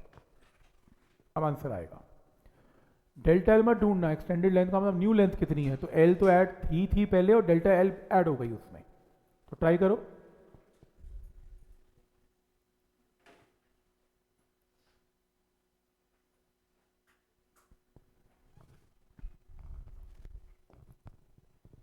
जैसे किया भी हुआ है मैंने, R और 3R है, देखो L लेंथ है और वेट mg रखा हुआ है। यंग मॉडल्स का फॉर्मूला mg by area delta L by L, और एरिया को क्या पुट करेंगे, root A1 A2 pi R square by 3R का स्क्वायर। सॉल्व करके क्या आ गया, एरिया आ गया। इस एरिया को ऊपर पुट किया, L by delta L cross multiply करके डेल्टा L आ गया, और नई लेंथ क्या होगी, L plus delta L, common निकाल के आंसर आ गया। 2-3 बार ऐसा क्वेश्चन आया हुआ है। और सिर्फ इसमें नहीं है, ये क्वेश्चन ना रेजिस्टेंस के अंदर भी चलता है। इलेक्ट्रिकल आपने फॉर्मूला 10th में किया होगा, रेजिस्टेंस का रो L बाई ए इलेक्ट्रिसिटी में। तो अगर वो जो वायर्स लेते हो सिलेंड्रिकल वायर लेते थे, अगर कॉनिकल आ जाए तो ऐसा यूज़ करते हैं। आया मेंस के अंदर भी ऐसा बहुत बार आया है। रेजिस्टेंस निकाल लो, करेंगे प्लस 2 के अंदर भी। पॉइंट समझ आ रहा है यहाँ तक?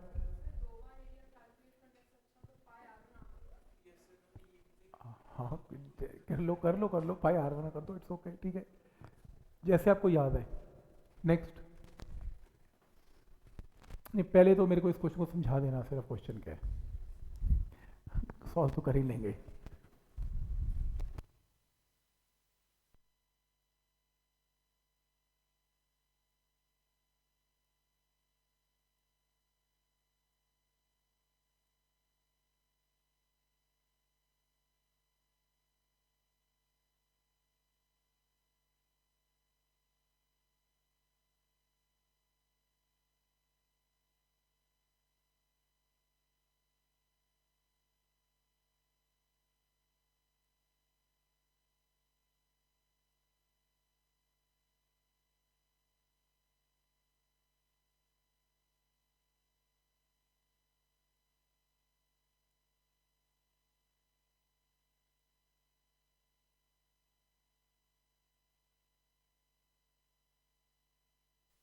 मतलब है, मैं आंसर नहीं क्वेश्चन पूछ रहा हूँ।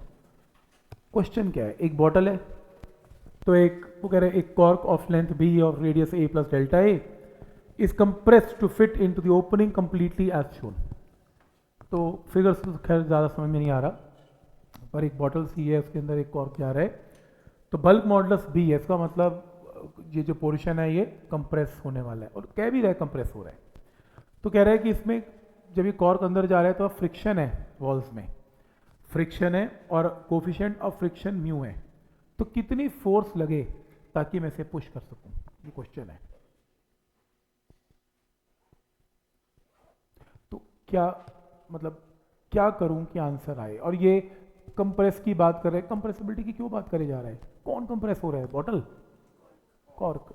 कैसे, जब वो अंदर घुसेगा, ठीक है, एक बॉटल की ओपनिंग के अंदर जाएगा, तो बॉटल की ओपनिंग तो बड़ी है, लेकिन कॉर्क उससे भी बड़ा है, a प्लस डेल्टा ए, तो होगा क्या, radius of cross section a है बॉटल का, और इसका कितना है, थोड़ा सा बड़ा है, तो इसको फिट करने के लिए आपको इसे कंप्रेस करना पड़ेगा। जब ये कंप्रेस होगा, कंप्रेस कितना होगा, डेल्टा ए, क्योंकि a रेडियस क्या होगा, तो अंदर जाएगा, तो डेल्टा ए इसका कंप्रेशन है। तो आपको ये बताना है कि जब ये कॉर्क अंदर जा रहा होगा तो सरफेस के ऊपर क्या है, फ्रिक्शन है, तो फोर्स ऑफ फ्रिक्शन कितनी है, फोर्स ऑफ फ्रिक्शन जो होगी वो म्यू टाइम नॉर्मल रिएक्शन होगी।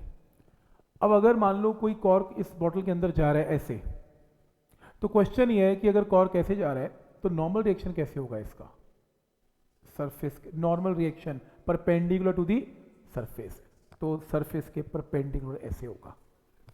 तो अगर मैं नॉर्मल रिएक्शन निकाल दूं तो आपका आंसर आ जाएगा। और वैसे भी आपको एक परपेंडिकुलर फोर्स ही चाहिए, क्यों, क्योंकि पूरा कॉर्क कंप्रेस हुआ हर तरफ से, तो तभी तो बल्क मॉडुलस है। बल्क मॉडुलस में जो फोर्सेस लगती हैं वो हमेशा परपेंडिकुलर टू दी सरफेस लगती हैं। तो आपको इसको दबाने के लिए क्या करना पड़ेगा, फोर्स लगानी पड़ेगी। कैसे, कुछ ऐसी फोर्स, ये देखो ये फोर्स ऐसे, तो यहाँ पर इस तरीके से फोर्सेस लग रही हैं इसके ऊपर, इस सरफेस के ऊपर फोर्स लगेंगी ऐसे, तो अगर मैं आपको ये फोर्स बता दूं कि जब ये दब रहा है तो कितनी फोर्स लग रही है आपस में, और वही एक्ट करेगा नॉर्मल रिएक्शन, क्योंकि ग्लास के ऊपर फोर्स लगेगी, ग्लास बदले में क्या लगेगा, नॉर्मल रिएक्शन, तो मैं म्यू से मल्टीप्लाई कर दूंगा। नॉर्मल रिएक्शन एक फोर्स है और ये बल्क मॉडल्स की एप्लीकेशन है, तो बल्क मॉडल्स का फॉर्मूला तो पक्का लगेगा ही लगेगा। तो इसका जो रेडियस है वो a है और जो लेंथ है इसकी b है। तो ऐसा करते हैं, इसमें बल्क मॉडल्स लगाते हैं, force by area dv by v या डेल्टा v बाई बी वाला फॉर्मूला। पहला स्टेप है, फोर्स F लगा रहा हूं, मान लो मैं इसको कंप्रेस करने की, परपेंडिकुलर फोर्स F है। कितने एरिया पे F फोर्स है, curved surface area. Curved surface area कितना है, 2 पाई a इंटू पी। तो फोर्स बाय एरिया इसके ऊपर क्या आ गई, ये वैल्यू आ गई। ये स्टेप करने की कोई जरूरत नहीं है, ये बहुत लंबे स्टेप्स कर रखे हैं, बिल्कुल जरूरत नहीं है। आप वॉल्यूम को लिखें, उस कॉर का वॉल्यूम कितना है, pi into a square into b इसका वॉल्यूम है। और इसको एक काम करते हैं, delta we by v error का रूल लगाते हैं, 2 into delta a by a, ये रहा। ये ऑब्वियसली ऐसे लिख लो, डी वी बाई वी की वैल्यू क्या आएगी, 2 into d a by a, ऐसे लिख लो, एक ही बात है। मर्जी आपकी, वो डेल्टा ए लिखना है, क्वेश्चन में डेल्टा चल रहा है, डेल्टा ही रहने दो, कोई बात नहीं, कोई जरूरत नहीं है। तो ये लो, डेल्टा वी बाई वी की वैल्यू आ गई। अब एक काम करते हैं, बल्क मॉडल्स में चलते हैं। यहाँ देखो बल्क मॉडल्स क्या होता है, फोर्स और कितने एरिया के ऊपर, कर्व्ड सरफेस एरिया के ऊपर, 2 बाई ए इंटू बी। और डेल्टा वी बाई वी की जगह क्या पुट किया, 2 into delta a by A, denominator में 2 इंटू डेल्टा ए बाई ए। यहाँ से सॉल्व करके क्रॉस मल्टीप्लाई करके क्या निकल गई, फोर्स की वैल्यू। क्लियर है यहाँ तक। ये जो फोर्स निकलेगी यही आपका क्या कहलाएगी, नॉर्मल। चाहो तो आप यहाँ पर n पुट कर सकते हो, नॉर्मल रिएक्शन एक ही बात है, क्योंकि फोर्स अगर परपेंडिकुलर है तो बदले में क्या मिलेगा, नॉर्मल रिएक्शन। तो बस यहाँ पुट कर देना आप, एक स्टेप मिसिंग है इसमें, म्यू से मल्टीप्लाई करके आंसर आएगा। पॉइंट समझ में आ रहा है कि क्या लॉजिक है इसका, कोई डाउट इसमें? तो किस तरीके से करना है समझ में आ रहा है, इसको किया भी हुआ है यहाँ पे, ये रहा नॉर्मल रिएक्शन बाय एरिया। और ये करने की जरूरत नहीं है, वॉल्यूमेट्रिक स्ट्रेन वो एरर का तरीका सही है, 2 डेल्टा ए बाई ए की लाइन में आ गया। तो बस यहाँ से n की वैल्यू आएगी, म्यू से मल्टीप्लाई करके आंसर। आपकी बुकलेट में किया हुआ है वैसे, मैंने रेफरेंस के लिए देख सकते हो इसमें। समझ में आ रहा है कि क्या लॉजिक है इसका? ठीक है, मेन वो स्टेप है, वो स्टेप मेन है। और ऐसा तो बहुत बार आप देखेंगे कि वो डेल्टा वी बाई वी को डेल्टा ए बाई ए या रेडियस में कैसे कन्वर्ट करते, एरर का रूल याद रखना। बुक्स ऐसे करती हैं, जरूरत नहीं है इन कॉम्प्लेक्स स्टेप्स की, डिफ्रेंसिएशन करो, डी वी बाई वी से डिवाइड करो, कुछ ना करो, एरर का रूल लगाओ, आंसर। क्लियर है यहाँ तक?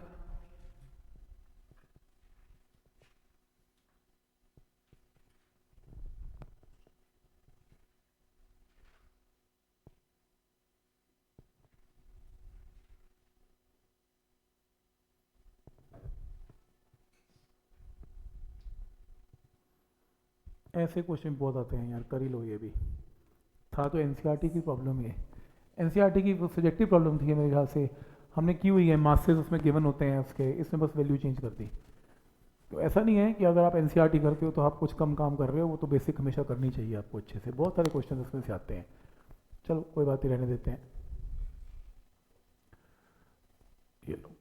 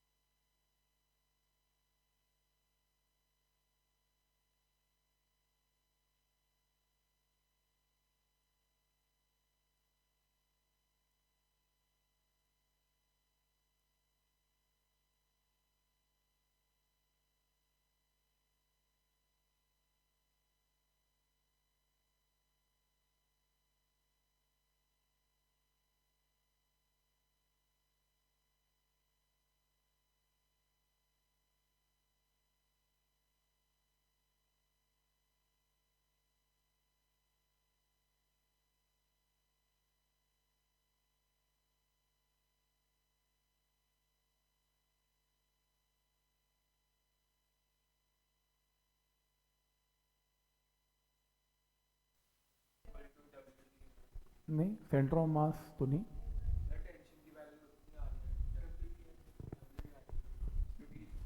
हाँ ये भी मान सकता हूँ, टेंशन से मान सकता हूँ। सही कह रहे हैं, सही कह रहे हैं। वो कह रहे हैं मान लो आपके पास एक वायर है, एक वायर के ऊपर तुमने डब्ल्यू वेट लगा दिया सीधा लटका के, तो वायर कितनी लंबी हो गई, स्मॉल एल, इलोंगेशन हो गई, स्मॉल एल इलोंगेशन है उसकी। If the wire goes over a pulley, तो अगर यही चीज पुली के ऊपर ले जाएं, केस नंबर 2 ऐसे, सच दैट आधी लेंथ लेफ्ट पे और आधी राइट पे है, L/2 L/2, और फिर दो वेट टांग दें, एक लेफ्ट पे और एक राइट पे, तो बताओ अब टोटल इलोंगेशन पूरी वायर की क्या होगी सेकंड केस में। पहले केस में डब्ल्यू वेट पे क्या होगी, स्मॉल एल। दूसरे केस में वो कह रहा है कि देखो अगर आप सिर्फ लेफ्ट पोर्शन का भी केस लेते हैं और आप यंग मॉडल्स लगाते हैं, force by area delta L by L, तो आपके पास फोर्स की जगह डब्ल्यू पुट करके आंसर आता है, क्रॉस मल्टीप्लाई करके इलोंगेशन आती है। अब क्योंकि तुमने लेफ्ट साइड की इलोंगेशन निकालने के लिए इस वायर को आधा कर दिया L/2, तो अगर ये देखो ना वेट चेंज किया ना एरिया ना वाई चेंज हुआ, तो अगर L/2 हो गया तो इलोंगेशन भी L/2 हो गई। तो लेफ्ट की इलोंगेशन L/2 होगी तो राइट की इलोंगेशन भी L/2, तो टोटल इलोंगेशन कितनी होगी, L/2 प्लस L/2 L, तो टोटल इलोंगेशन अभी भी सेम रहेगी। ये बात सही कह रहे हैं, टेंशन वो कह रहा है जी सेम रहेगी, तुम कैलकुलेट कर लो क्योंकि मूव तो करना नहीं, टेंशन वेट के इक्वल है, और अगर ये वायर लटकी रहेगी तो भी टेंशन वेट के इक्वल है, जब टेंशन ही चेंज नहीं हुई तो फिर इलोंगेशन भी चेंज नहीं होगी, ये भी एक ही बात है, चलेगा। वैसे भी दिख ही रहा है यार, जब वेट ही चेंज, इलोंगेशन चेंज किसने करनी थी, वेट ने, वेट तो चेंज ही नहीं हुआ, तो ऑब्वियसली फिर क्या होगा, स्मॉल एल भी चेंज नहीं होगा। दोनों तरीके सही हैं, ओरली करना है वैसे कर लो, अगर मैथमेटिकली करना है तो भी सही है, ठीक।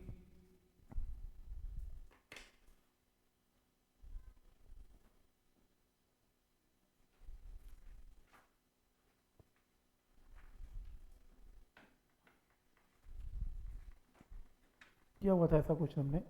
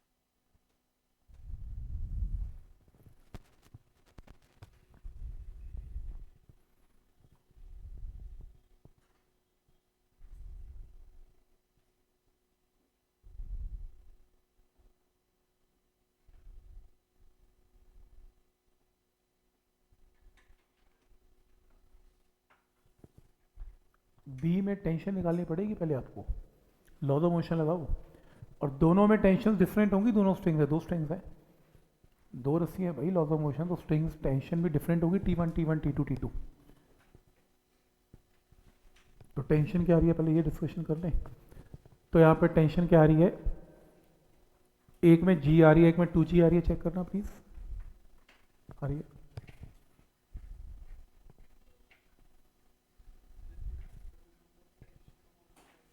टेंशन का कौन सा फॉर्मूला है, मैंने वो तो पुली में चलता है, इसमें तो ना चलता है, पुली और दो मासेस में एटवुड मशीन जो होती है, सिंपल 2 मासेस 1 पुली, टेबल वाली थोड़ी ना होती है, जब टेबल के ऊपर मास है तब थोड़ी ना है, तब तो मैंने ऐसे क्वेश्चन में किए हुए हैं। तो यहाँ पे टेंशन जैसे TA है, यहाँ पे टेंशन TB है, ऐसे करना पड़ेगा। तो इसके अंदर ब्लॉक्स हैं और मास 3 kg है, तो ये 3G है, और इसके अंदर फ्रिक्शन है नहीं, तो लगाओ फिर, ये अगर एक्सेलरेट कर रहा है इस तरफ, 3G minus TB is 3 into A, इसके लिए क्या बनेगा, TB माइनस TA राइट की तरफ जा रहा है is equal to 3 into A, और इसके लिए क्या बनेगा, TA is equal to 3 into A. लो तो अब सॉल्व करो और TA TB निकालो पहले,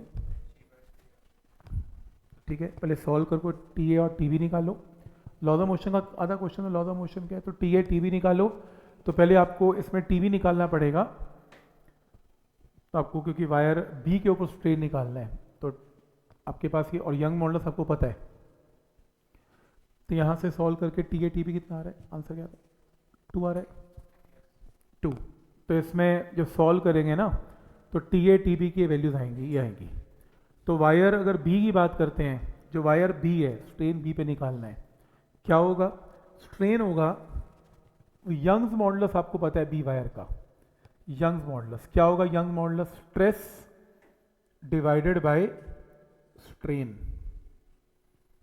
ठीक, आपको स्ट्रेन निकालना है, तो strain is stress divided by y, और स्ट्रेस क्या होगा, tension divided by cross section area divided by y. Put कर लो, टीबी निकाल लिया, एरिया आपको क्वेश्चन में पता है, और वाई की वैल्यू आ गया आंसर, ठीक है। तो मतलब अगर आप ये सोच रहे हैं लॉज ऑफ मोशन में तुम्हें पुली आएगी, क्यों आएगी यार, वो ये पूछेगा, क्यों पूछेगा, वो बेसिक क्वेश्चन नहीं पूछेगा। तो पॉइंट समझ में आ रहा है यहाँ तक कि क्या लॉजिक है इसका, ठीक। तो इस क्वेश्चन को सॉल्व कर सकते, फिर वैसे ही क्वेश्चन आ रहा है, क्या निकालना है, strain developed in the wire, हाँ इसमें लग सकता है, ये देखो इसमें फॉर्मूला लगेगा टी का, 2m1 m2g by m1 plus m2, इसमें टेंशन निकाल के वही यंग मॉडुलस से स्ट्रेन आ जाएगा, ठीक, सेम क्वेश्चन है जब भी आया था। फिर स्ट्रेन पूछ रहा है वायर में,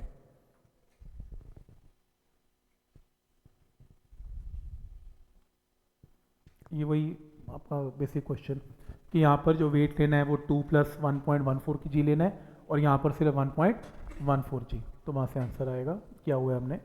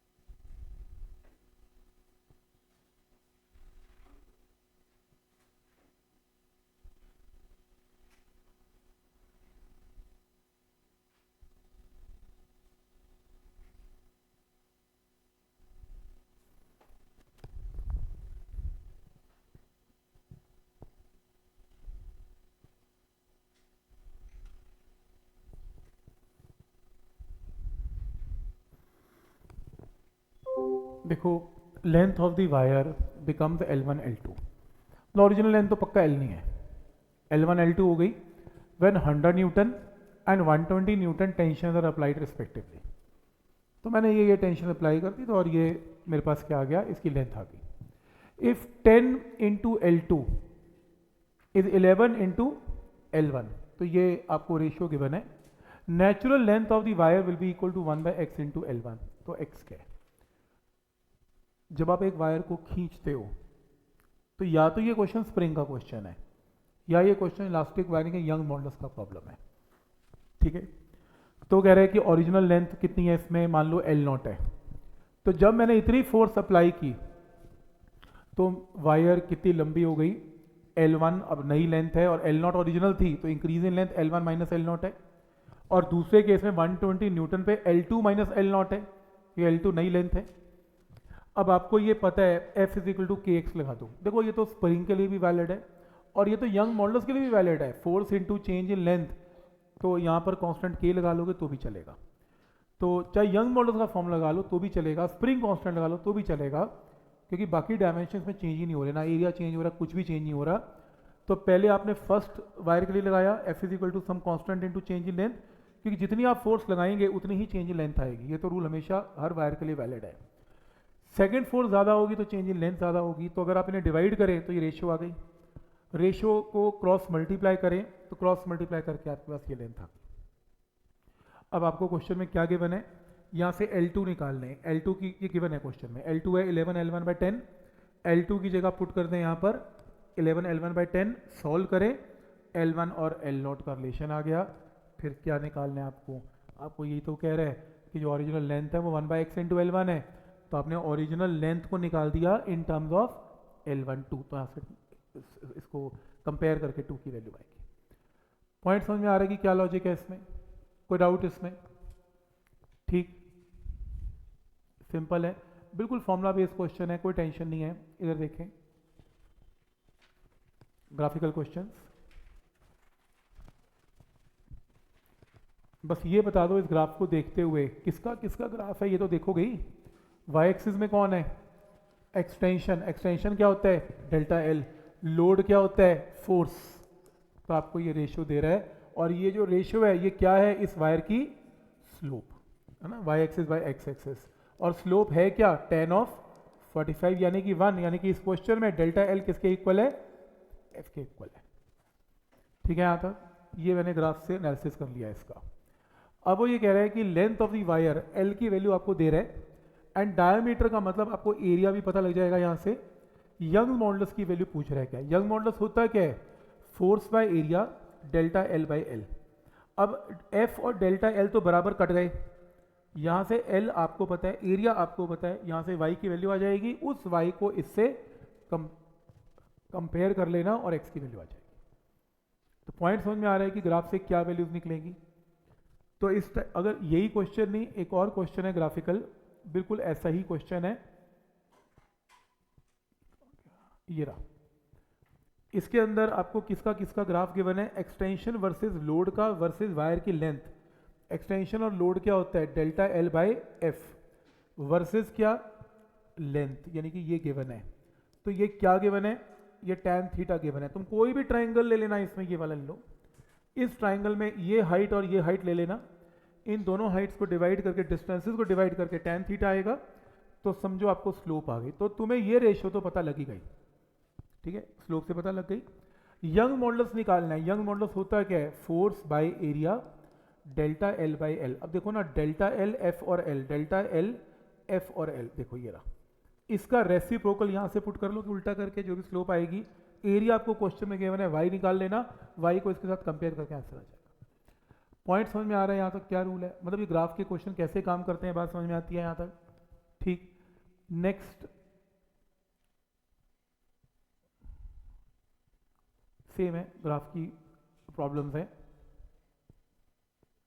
कितनी बार मैं देखो, कितनी बार ऐसी प्रॉब्लम आ रखी है, 2-3 बार देख ली ऐसे, पुली वाली स्टैंडर्ड सेम टाइप की प्रॉब्लम आई जा रही है।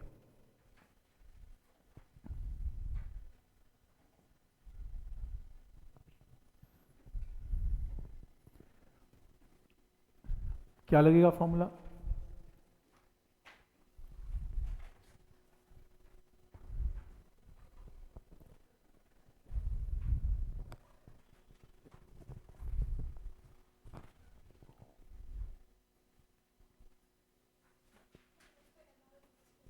हाँ, पर तुम्हें कैसे पता कि वर्टिकल है कि हॉरिजॉन्टल है? अगर वर्टिकल होता तो बोला ही नहीं होता। स्पेस स्टेशन है, स्पेस स्टेशन में जी नहीं होगा, तो एम जी भूल जाओ, काटा, एम जी है ही नहीं, तो बचा क्या, T is equal to m r omega square. तभी उसने मेंशन ही नहीं किया कि वर्टिकल है या हॉरिजॉन्टल है। तो इसलिए कैसे भी घुमा लो, यहाँ पर टेंशन की जो वैल्यू है वो आपकी हमेशा क्या होगी, एम आर ओमेगा स्क्वायर। बस पुट कर लेना, m l omega square put कर लेना। आपको इसमें एरिया ऑफ क्रॉस सेक्शन पता है, मैक्सिमम एंगुलर स्पीड, ताकि ब्रेकिंग स्ट्रेस, आपको स्ट्रेस पता है, स्ट्रेस क्या होता है, फोर्स अपॉन एरिया, तो स्ट्रेस पता है, और यहाँ से सॉल्व करके निकाल लेना, आंसर आ जाएगा, एरिया से डिवाइड करके आंसर। पॉइंट सबको समझ में आ रहे हैं यहाँ तक?